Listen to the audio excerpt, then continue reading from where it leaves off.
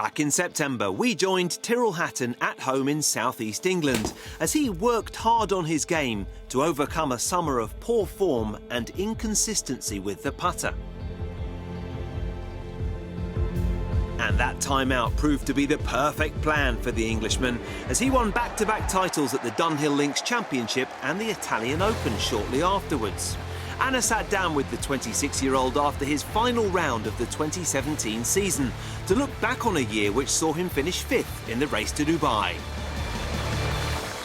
Tyrrell, it's always great to catch up with you. The last time that we saw you, you were at home and it had been quite a frustrating summer because you'd had some problems with the putter. But what a turnaround you've had over the last 4 or 5 weeks. What can you personally put that down to, do you think?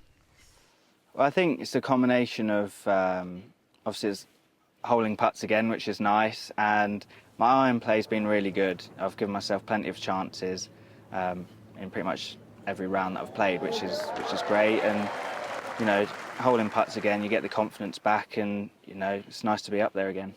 The last month for you has been so impressive. Back-to-back wins, which is a huge achievement for anyone.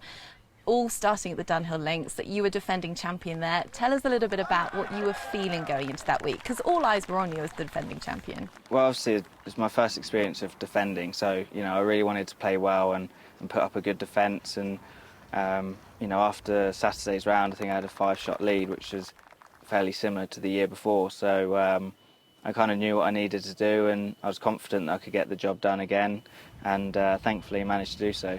You could see your form kind of creeping back in the weeks prior to that. You had 2 top 10 finishes. Did you feel like your game was in a good place, and were you just kind of in the right time, I guess, at the Dunhill?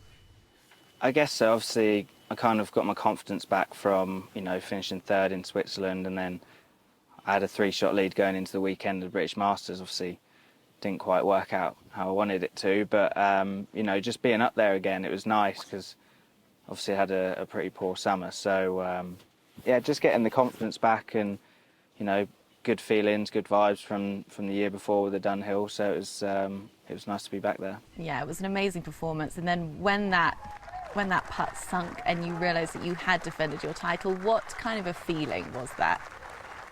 Obviously, it's kind of hard to describe. Obviously, you're really happy, but obviously my reaction was fairly sort of subdued, I guess. Yeah. It was, you know, I think I had a 3-shot lead. Obviously, Fish had an unbelievable day.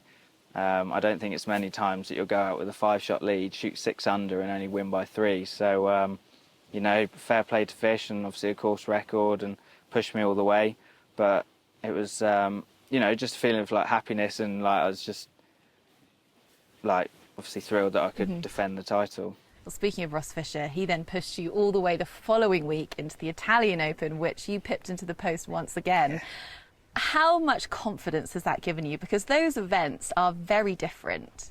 Yeah, it was, you know, a completely different type of course. You know, I like that style, the one we played in Italy. You know, tree-lined and yeah, just managed to keep the form going. Had a really good run at the end there. I think I had 5 birdies in the last 7 holes, and that was an incredible feeling when that putt dropped on 18. Obviously, I felt like I'd really won that, and you know, I think my reaction sort of proved that. Yeah, unless you've been a professional golfer, you can never really understand the psychology of it. But to go through such a tough summer and then to win at the Dunhill, how did that change your approach to your own game going into Italy?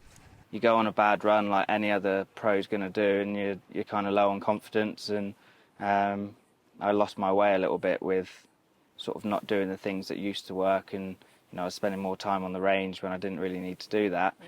And you know, having the good results, and you know, you kind of go into each week and not expecting to do well, but you know that the form's there, so you just got to trust it and hope you carry it forward. You are no doubt one of the most outwardly passionate players on the tour, shall we say. You really do wear your emotions on your sleeve on the course, but it's got you a bit of a bad rap from time to time. But I get the feeling that is just who you are, and you'll never really be able to change that because it's just you. Yeah, you know, I've always been that way. I've always been quite a fiery person on the golf course, and you know, occasionally that boils over, and I'll make a mistake or do something silly, and you know, but I'm only human, so, you know, that's going to happen from time to time, and sadly no one's perfect. Well, you've now got your best friend Jonathan on the bag. You guys go back so far. What's it like to have someone that you know so well out there with you on the course? Obviously it's good fun with JB on the bag. We've known each other since we were 7 years old, so certainly different having your friend on the bag, but we've done a really good job. Obviously Jonathan's a pro himself, so you know, playing on Europro, so he's obviously a really good player, but I'm very thankful to him sort of helping me out for the rest of the year, and obviously we've done like really well, so he's going to carry on into next year. Nice. I guess he's got a bit of a decision on his hands, because like you say, he's pursuing his own personal professional career.